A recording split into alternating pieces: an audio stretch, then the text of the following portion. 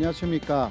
지난 시간에 이어서 대한민국 최고의 강의원 최강일 교시에서 강의원을 맡은 전체학자 호사카 유지입니다. 지난 강의는 일제강점기에 일본의 차별존책 그리고 농화존책에 대해서 말씀드렸습니다. 오늘은 그러한 일제강점기를 주도했던 일본의 극우 그리고 현재 일본의 주체 세력이 된 일본의 극우 세력의 실체에 대해서 말씀드리겠습니다. 그래서 오늘 강연 주제는 일본 극우의 실체를 밝힌다입니다.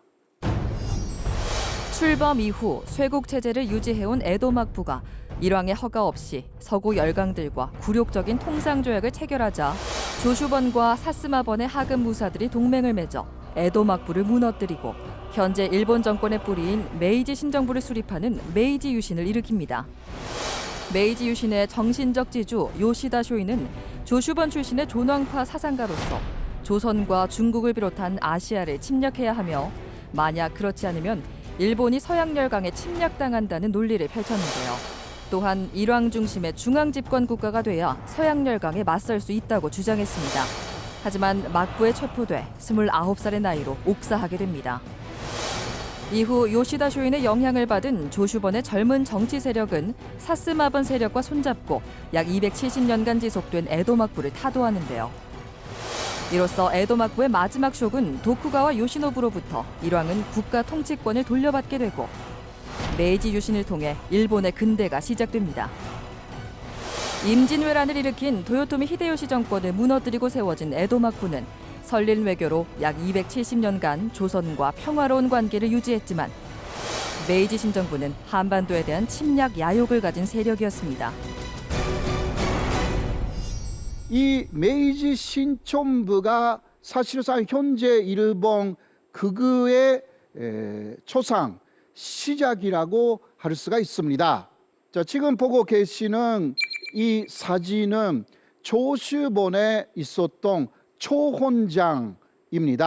당시 조슈는 에도 막부하고 즉 전쟁을 치렀습니다. 그 가운데에 조슈의 무사들이 많이 죽어갔습니다. 그 조슈의 무사들의 영혼을 달래기 위해서 초혼장에서 조슈번은 위련제를 계속 거행을 했습니다. 초혼장을 계속 운영했기 때문에 조슈번은 에도 막부에게 이길 수가 있었다. 이렇게 생각을 한 거죠. 그래서 이 초혼장을 모형으로 하면서 도쿄에 옮겼습니다.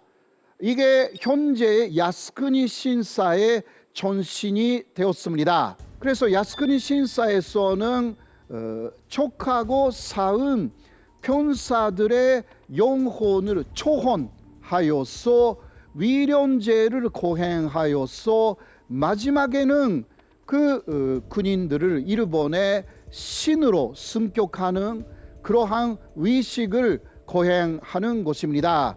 이게 일제강점기에 또 일본이 계속 해외를 침략한 침략 전쟁을 감행하면서 일본 사람들의 사기가 떨어지지 않도록 아무리 사람들이 전쟁에서 죽어도 그 사람들은 일본을 지키는 일본의 신이 된다라는 교육을 하면서 야스쿠니 신사의 모든 죽은 병사들은 다시 돌아온다.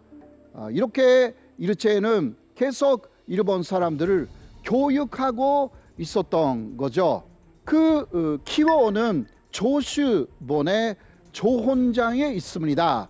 에도 막부하고 싸우면서 그 싸움 안에서 죽음 그러한 영혼을 달래고 신으로 승격시키는, 한국에서는 아무리 유명한 사람이 죽어도 신이 되지는 않지 않습니까? 그러나 일본은 죽은 사람을 신으로 승격하여서 일본을 지킨다, 이러한 사상을 만들어 나가고 있었습니다.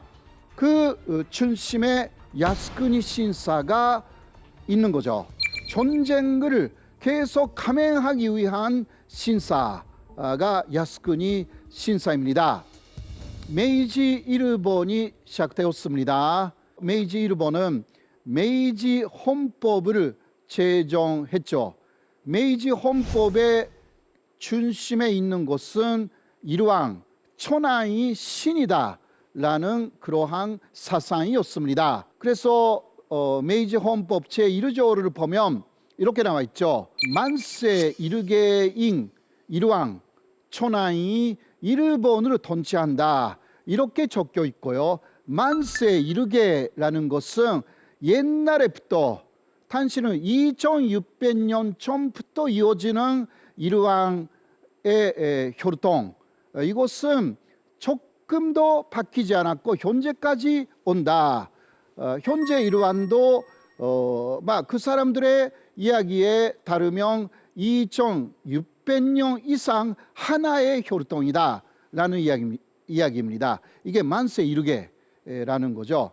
실제로는 좀 그렇지는 않은데요. 그러나 1500년 정도는 일왕의 혈통이 사실상 이어지고 있는 부분들이 없지 않아 있는 것입니다. 그리고 당시에 메이지 헌법의 제3조를 보면 일왕은 신성하여서 침범하면 안 된다.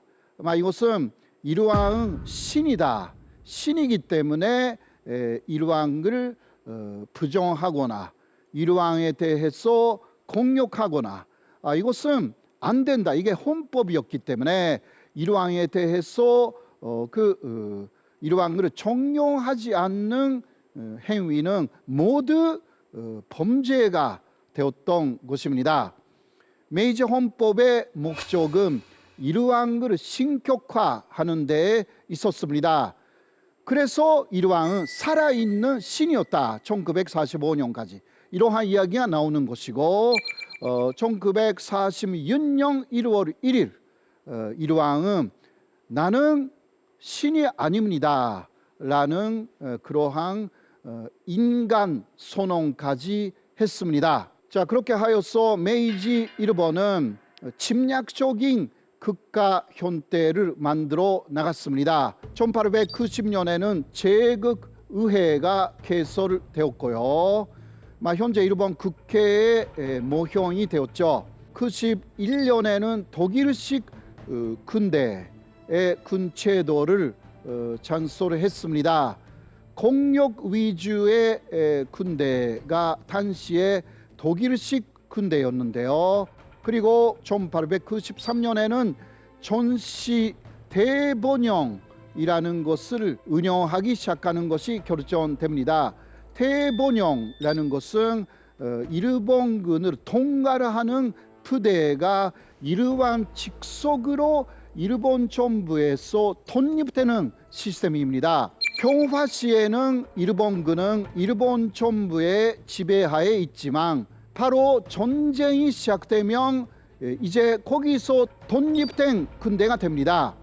일본 정부의 통제를 받지 않는 군대가 되는 거죠. 일왕의 통제를 받는다라고 해도 일왕은 실제적으로 통제하지 않았기 때문에 이제 일본군이 독주 혹은 복주하는 그러한 시스템이 만들어집니다. 그리고 1894년 그러한 일본군이 청일 전쟁을 도발했죠.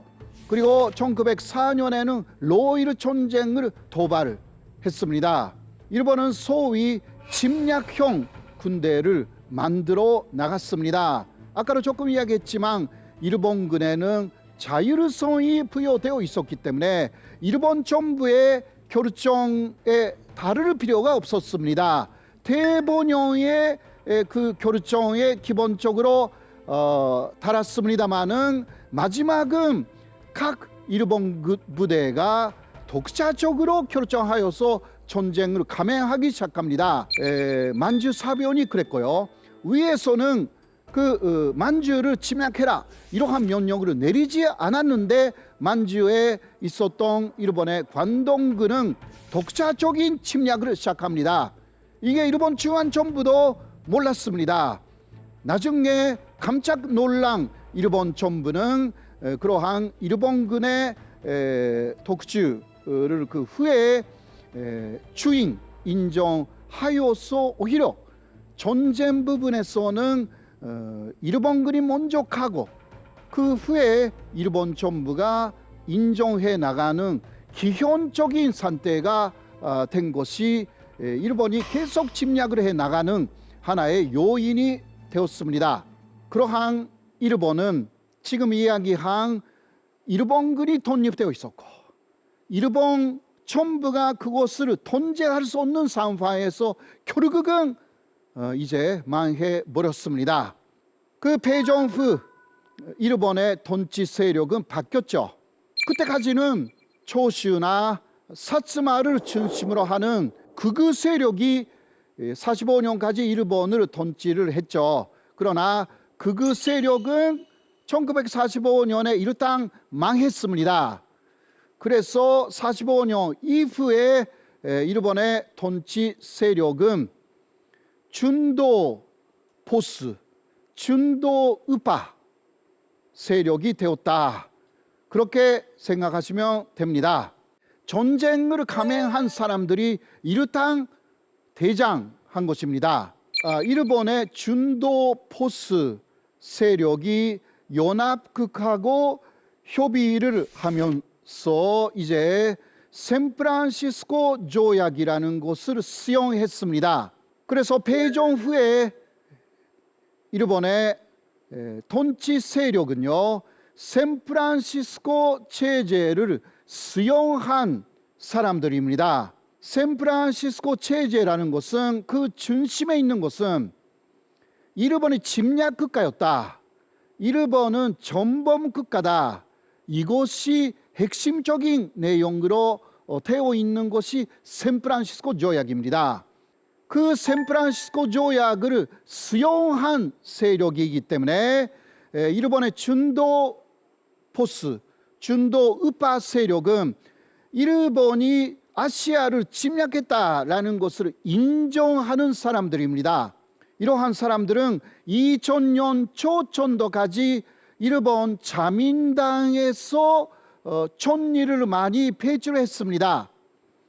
2000년 초전도까지는 그러니까 일본의 특히 자민당이 장기 집권을 했기 때문에 자민당의 중심 세력들은 중도 보수, 중도 우파 괜찮은 사람들이었던 거죠. 어떤 면에서는. 그리고 이 중도 보수 세력은요, 병화 헌법을 지키려고 합니다.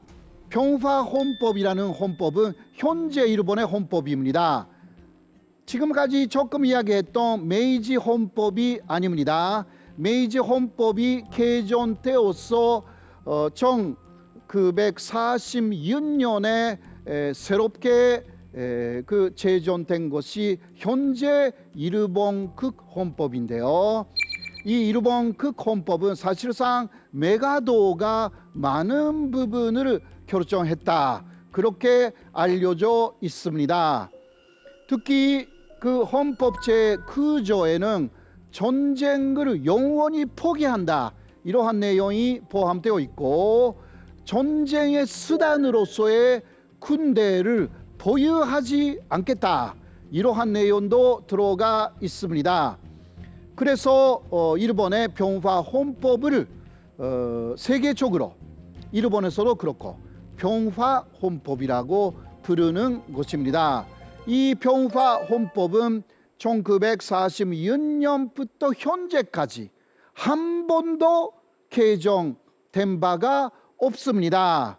그러니까 75년 이상 한 번도 어떤 조그만 문구도 바뀌지 않았습니다. 한국의 헌법은 현재 헌법은 1987년에 만들어진 제6공화국의 헌법이잖아요. 그 이후 30년 이상 한국의 헌법도 아직 개정되지 않았습니다. 이것도 좀 긴 헌법이라고 할 수가 있어요.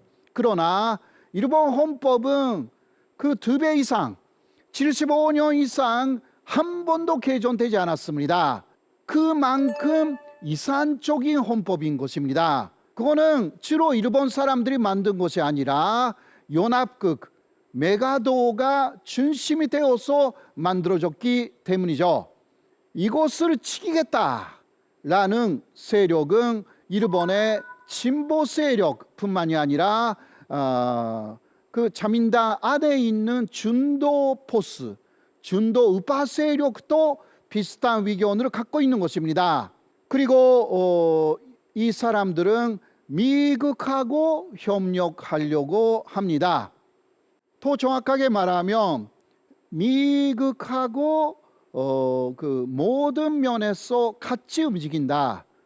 또 미국이 뭔가 요청해 오면 모두 수용한다. 이게 일본의 준도 포스의 입장입니다. 일본은 패전국이기 때문에 사실상 미국이 뭔가 요구할 때 기본적으로 거부할 수 없습니다. 이게 한국하고 일본의 근본적인 차이입니다. 미일 동맹이 견고하게 보이는 것은 바로 일본이 미국에 대해서 절대 반대를 안 한다라기보다 못하기 때문입니다. 자신들이 패전 국가라는 것을 일본은 그런 면에서 너무나 잘 알고 있는 거죠. 그래서 일본 촌리 중에 미국의 요구에 반대한 촌리들이 몇 사람 있기는 해요. 그 사람들은 촌리의 수명이 아주 짧았습니다. 오래 가는 사람들, 예를 들면 아베 신조 전 정권 같은 것은 8년 가까이 갔습니다. 우리 한국에서 보면 대단히 안 좋게 보이지만 그러나 기본적으로 미국의 요구를 다 수용했기 때문에 그러한 일본 정권은 수명이 길어집니다. 지금 보고 계시는 사진의 중앙에서 서명하고 있는 사람이 일본 준도 포스의 대표 요시다 시게루라는 사람입니다. 이 사진은 그 일본이 샌프란시스코 조약에 서명하고 있는 것입니다. 샌프란시스코 조약은 일본을 패전국으로 하여서 미국하고 영국이 중심이 되어서 연합국이 일본하고 조약을 맺은 거죠. 1952년에 발효가 되었죠. 현재까지 그러한 샌프란시스코 조약 체제 하에 일본하고 연합국의 관계는 구축되어 있는 것입니다. 이 요시다 시게루의 생각이 요시다 독도린 이렇게 불렸습니다. 요시다 독도린은 2000년 초전도까지의 일본의 외교 전략의 기본적인 방침이었습니다. 첫 번째는 안전보장의 확보를 미국에 위조한다. 이것은 일본은 안전보장, 그거 다 미국의 핵 우상 하에 있자 이런 이야기입니다.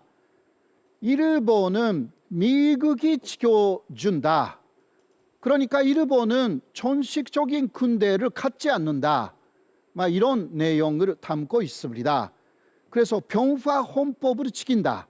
대신 일본을 침략하는 다른 나라가 있을 때는 미국이 일본을 지켜준다. 이것입니다. 두 번째가 그래도 경무장, 군대는 아닌 자위대를 유지하겠다. 이것입니다. 일본 자위대는 전식 군대가 아닙니다. 그냥 전수방위라고 해서 나라를 지키기만 하기 위한 부대가 자위대인 것입니다. 그리고 세 번째는 경제를 부흥시킴으로 인해서 일본 경제를 발전함으로 인해서 일본은 경제 대국이 되어서 그것으로 국제적인 일본의 위상을 높이겠다. 반대로 말하면 일본은 정치 대국화, 군사 대국화는 절대 그러한 목표를 갖지 않는다. 이게 요시다 독도린의 기본이었습니다. 아까도 이야기했지만 2000년 초전도까지 계속 이 요시다 독도린이 일본의 기본이었습니다. 그래서 당시까지는 상당히 양심적인 괜찮은 나라가 한국 옆에 있었던 것입니다. 그러나 2000년에 들어와서 극우 세력이 다시 대두함으로 인해서 현재 일본은 완전히 바뀌었습니다. 옛날의 일본이 아닌 거죠. 자, 그러면 일본의 극우파에 대해서 좀 더 말씀드리겠습니다.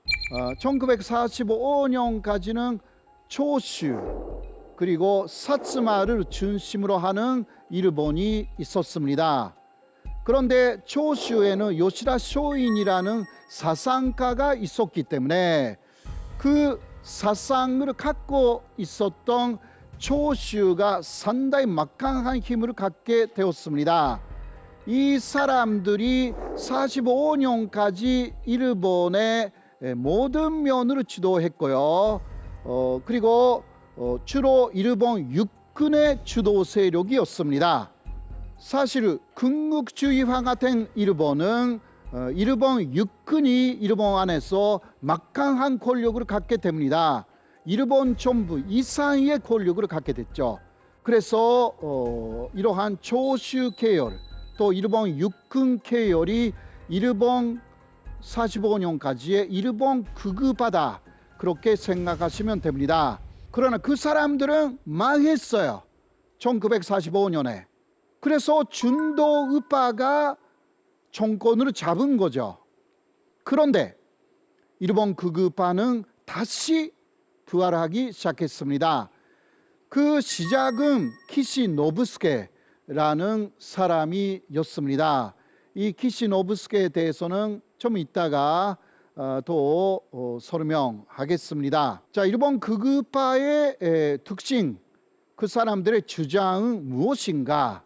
라는 것인데요. 먼저 첫 번째는 일본이 침략 국가였다라는 것을 부정합니다. 준도 우파는 일본은 침략 국가였다라는 샌프란시스코 조약의 기본으로 수용한 사람들이죠. 그런데 일본 극우파는 일본은 침략을 하지 않았다고 주장합니다. 그러면 일본은 아시아에 대해서 무엇을 했다? 그렇게 그들은 주장하고 있는 것일까요? 그들은 백인 지배였던 아시아를 백인 지배로부터 아시아인을 위해서 해방시켜준 그러한 전쟁을 한 것뿐이지 이것은 침략 전쟁이 아니었다. 이렇게 주장하고 있습니다. 그리고 식민지 지배는 하기는 했지만 식민지를 근대화시켜 주었고 일본의 많은 그 문화적, 문명적 혜택을 식민지에게 부여했다. 식민지를 발전시켜 주었다. 이렇게 주장하죠. 그러니까 식민지 근대화론 이것을 주장하는 것이고 또 예를 들면 일본군 위안부 문제 이것은 일본군이 한 거 아니다. 자바르족인 매춘부들이 위안부라는 이름을 갖고 있었던 것뿐이다. 이렇게 역사를 왜곡합니다. 그러니까 샌프란시스코 체제 이것은 연합국이 승자이고 일본은 패자이자 전범국가이고 일본이나 독일 이러한 전범 국가들의 침략을 다시 한번 그러한 침략이 일어나지 않도록 막겠다라는 것이 샌프란시스코 체제이거든요. 이것을 부정하려고 하는 거죠. 원래 샌프란시스코 체제라는 것은 필요 없다. 일본은 침략 국가 아니었기 때문에 이런 이야기를 하는 것입니다. 그러니까 평화 헌법을 개정하려고 하죠. 일본은 침략 국가도 아니고 전범 국가도 아니었기 때문에 보통 국가가 되기 위해서 군대를 가져야 한다. 자위대만으로는 충분하지 못하다. 적극적 평화주의로 아시아를 지도하기 위해서는 전식적인 군대가 필요하다. 그래서 평화 헌법을 개정하여서 일본 군대를 다시 부활하겠다. 이런 주장을 하는 것입니다. 같은 자민당, 집권 자민당 안에 있다고 해도 준도 우파 세력하고 극우 세력은 그 주장이 정반대라고 할 수가 있는 것입니다. 그런데 비슷한 부분은 있죠. 미국하고 협력한다. 이 부분은 같습니다. 그런데 주장만 같을 뿐이지 내용이 좀 달라요. 준도 우파 세력은 미국하고 협력하는 부분은 경제적인 면에서, 군사적으로는 협력하는 게 아닙니다. 그러나 극우 세력은 특히 아베 정권에서 보였듯이 미국을 도와서 미국하고 협력하면서 미국의 전쟁에 일본도 가담한다. 이러한 면에서의 미일 협력입니다. 그래서 2015년에 일본은 집단적 차이권 행사를 인정해 버렸습니다. 국회에서요. 집단적 차이권이라는 것은 미국의 전쟁에 일본이 협력해준다. 동맹국이니까. 이런 것을 말하고 있습니다. 원래 일본 헌법은 아직 거기까지 못하는데요. 그러나 헌법을 자의적으로 해석하여서 집단적 차이권, 자위권이라는 것을 아베 정권은 인정해 버렸습니다. 미국하고 군사적으로 협력한다. 또 극우파들은 또 이렇게 이야기합니다. 일본은 미국한테 패배해가지고 많은 일본인들이 그 마음속에 고다란 열등감을 갖게 되었다. 이 열등감을 극복하기 위해서는 많은 전쟁에서 이겨야 한다. 이런 이야기를 하는 거죠. 자, 일본 극우의 목표는 무엇일까요? 아까도 조금 나왔지만 일본군 부활입니다. 그것은 개헌이라는 수단으로 헌법을 개정하면서 특히 헌법제 구조, 전쟁을 포기한다. 혹은 전쟁을 하기 위한 수단으로서의 일본군을 보유하지 않겠다. 이 부분을 고쳐야 한다. 자위대를 군대로 인정하는 내용을 삽입하겠다. 이게 개헌의 중심적인 내용이라고 할 수가 있죠. 지금 보고 계시는 이 그림은 일본이 45년까지 그 한반도, 만주, 중국의 판천도, 그리고 동남아, 태평양의 많은 섬들을 다 침략하여서 대일본 제국의 영토가 가장 넓어졌을 때의 그림입니다. 이 당시에 일본 제국이 가장 넓은 영토를 가졌을 때하고 현재 일본 영토를 비교할 때 중앙의 위쪽에 있는 4개 섬만 현재 일본의 영토가 아닙니까? 그래서 일본 극우 세력은 말합니다. 일본군을 갖고 해외를 진출하면서 침략하여서 영토를 넓힌 그때가 역사상 일본의 최고의 용감스러운 시대였다. 그러니까 일본 극우는 그러한 과거의 대일본 제국을 재현하는 것을 꿈꾸는 세력이라고 할 수가 있습니다. 물론 영토 침략이라는 것은 이제 할 수가 없기 때문에 영토 침략을 하지 못하더라도 당시와 같은 일본의 위상을 세계적으로 군대를 갖고 이제 만들어 나가겠다. 이게 일본 극우의 목표입니다. 그리고 아시아의 미국이 되겠다. 이러한 헛된 그물을 지금도 크고 있는 사람들이 일본 극우파다. 현재 일본 자민당 정권이 또 개헌하면서 하나 그 군대 부활뿐만이 아니라 하고 싶은 게 있습니다. 뭐냐? 그거는 헌법의 긴급사태 조항을 신설하는 것입니다. 긴급사태 조항이라는 것은요, 조법규적 사태를 선언할 수가 있는 권리입니다. 그렇게 하면 총리가 통제할 수 있는 일본을 만들 수가 있습니다. 그러니까 전쟁 시 혹은 재난 발생 시, 지금 같은 코로나라든가 전염병 혹은 대지진이나 이러한 일본의 재난이 생겼을 때에 총리가 말하는 명령이 이제 천령이라는 그 명령이 돼가지고 국회를 통과시키지 않아도 법이 될 수가 있습니다. 이러한 내용을 담고 있는 것이 헌법에 현재 일본 자민당 우파가 포함시키려고 하는 긴급사태 조항입니다. 코로나 상황에서도 긴급사태 선언을 일본이 몇 번 했습니다. 그러나 그것은 헌법에 법적 규정이 있는 긴급사태 선언이 아니기 때문에 대단히 효력이 약합니다. 그러니까 일본 극우파는 헌법 자체의 긴급사태 조항, 이것이 필요하다라고 주장하고 있습니다. 이것을 갖고 있었던 헌법으로서 대단히 유명한 것은 독일의 바이마르 헌법이었죠. 이 독일의 바이마르 헌법은 1차 세계대전 이후 바이마르 공화국이라고 독일에 있었잖아요.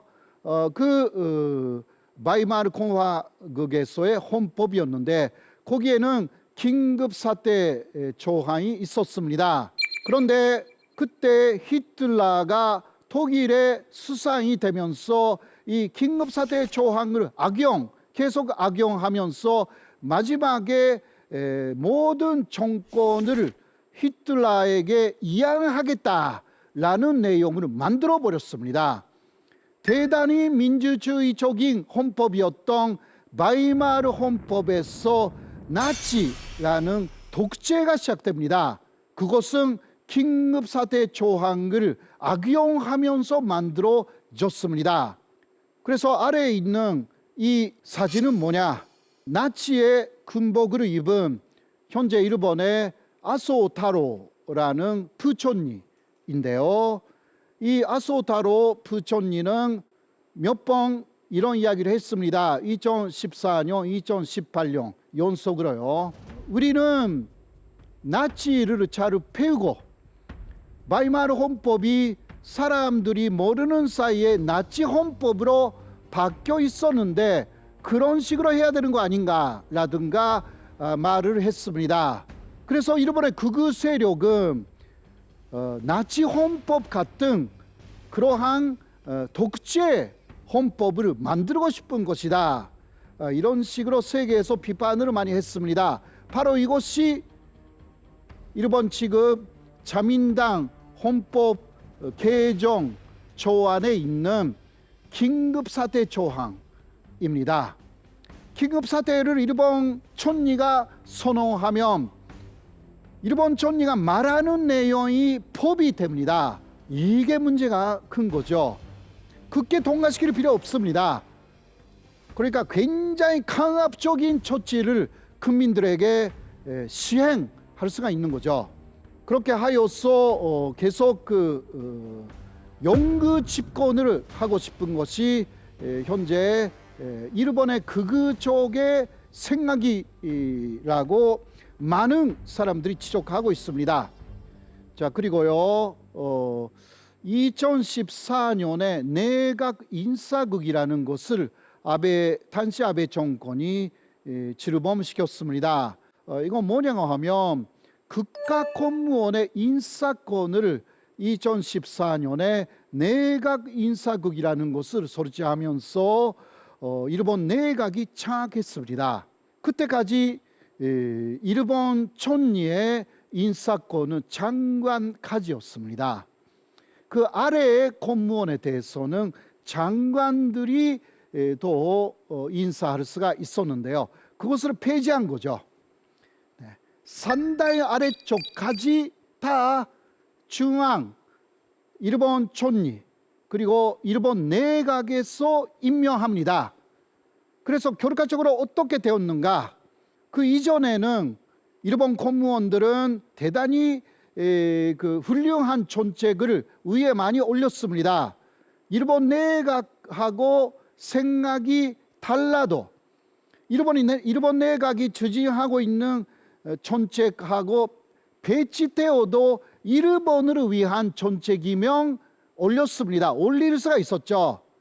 그런데 국가 공무원에 대한 그 인사권을 사실상 다 장악했기 때문에 위에서 이제 일본 중앙 정권 내각 일본 촌리를 비롯한 일본 내각의 사상하고 다른 정책을 올리면 그 공무원은 어딘가에 좌천되어 버리는 것입니다. 그러한 사례가 2014년 이후는 굉장히 많아졌습니다.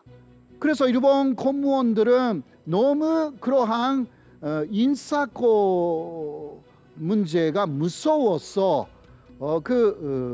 훌륭한 정책이라고 자신은 생각해도 일본 중앙 정권하고 다른 그러한 정책이면 위에 올릴 수 없게 됐습니다. 결국은 그 이후 일본이 국제사회에서 쇠퇴하는 방향으로 움직이고 있는 것입니다. 그래도 일본 극우는 일본 극우적인 정권을 즉 장악하기 위해서 이 내각 인사극을 계속 악용해 나가고 있는 실상이 있습니다. 일본의 극우 세력은 분단된 한반도를 선호합니다. 그리고 한반도에 대한 역사적 사죄 의식이라는 것이 거의 희박하죠. 그리고 남북이 분단되어 있는 상황이 좋다.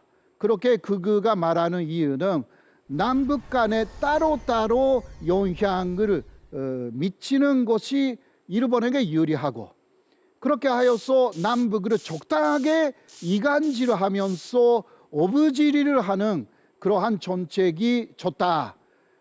이게 일본 극우 쪽의 생각입니다. 또 통일된 혹은 평화건전된 한반도는 일본에 대한 위협이 된다. 평화건전되거나 통일된 한반도는 또 중국하고 또 하나가 되어가지고 일본을 공격할 것이다. 일본의 적대 세력이 될 것이다. 일본 극우는 근거 없는 이야기를 계속 말하고 있는 것입니다. 그러나 일본의 중도 보수, 자민당 내에서도 중도 보수 세력이 있습니다. 이러한 사람들은 평화건전이 된 한반도하고 일본이 평화건전할 수 있다. 그렇게 주장하고 있고요. 그리고 물론 일본의 진보 세력도 그렇게 주장하고 있습니다. 그러나 일본 극우는 전혀 반대 이야기를 근거 없이 말하고 있는 것입니다. 그리고 일본 극우파의 대한반도 정책은요, 미국의 대한반도 정책과 거의 일치합니다. 이게 무슨 뜻이냐고 하면 미국은 전통적으로 중국을 보위하고 중국을 무너뜨리고 그 다음 러시아를 무너뜨리고 세계의 중심이라는 곳이 러시아가 있는 데다 이게 그 미국 쪽에서 배우는 지정학입니다. 그래서 그런 식으로 움직입니다. 미국은 일본을 미국 편에 편입하여서 그 다음 한반도, 그 다음 중국, 마지막은 러시아. 이게 미국의 전략입니다. 이거는 공화당, 민주당 만농하여서 기본적으로 그렇게 되어 있어요. 그래서 중국하고 그 한반도를 사이에 두어서 대결을 하는 구도는 사실은 옛날부터 있는 거죠. 혹은 러시아가 하고 한반도를 사이에 두어서 대결을 하는 구도가 있는 거예요. 또 러시아나 중국은 태평양으로 나가려고 하기 때문에 또 역시 한반도를 중심으로 이제 각축전이 벌어지는 곳인데요. 이게 지정학의 한반도를 중심으로 볼 때의 기본적인 개념인데요. 그래서 일본 극우는 한반도를 통해서 중국에 진출한다. 옛날부터 그랬습니다. 임진왜란 때부터 그랬죠. 이게 미국의 그러한 지정학적인 정책하고 일치하는 것입니다. 그래서 일본의 세계 전략은 아시아 전략도 마찬가지지만 아시아의 미국이 되는 것이다 라고 할 수가 있죠. 이런 부분에 있어서 적어도 한반도의 평화라는 부분은 반드시 지켜야 하는 것입니다. 이 부분이 흔들리면 러시아나 중국이라는 대륙 세력하고 미국이나 일본이라는 해안 세력의 샌드위치 신세가 되는 한반도가 이제 굉장히 어려운 처지가 됩니다. 반대로 말하면 한반도라는 이 연해지대가 평화적인 세력이 된다고 하면 그러한 대립하는 해안 세력하고 대륙 세력을 화해시킬 수가 있습니다. 그러기 위해서는 한반도의 군력이 아주 강력한 군력을 가져야 하는 것인데요. 현재 코로나19가 하나의 변수가 되어 있습니다. 코로나 사태가 또 한일 관계를 앞으로 어떻게 바꿀 것인가 라는 것을 더 지켜봐야 할 것입니다. 극수주의는 만극의 길이다.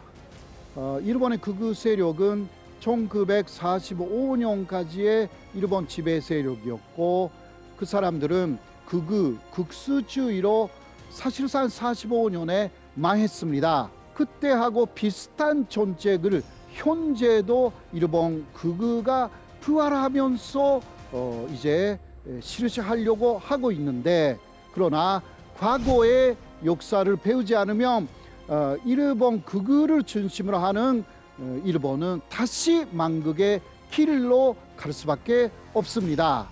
지금까지 대한민국 최고의 강연 최강 일교시 호사카 유지였습니다. 고맙습니다.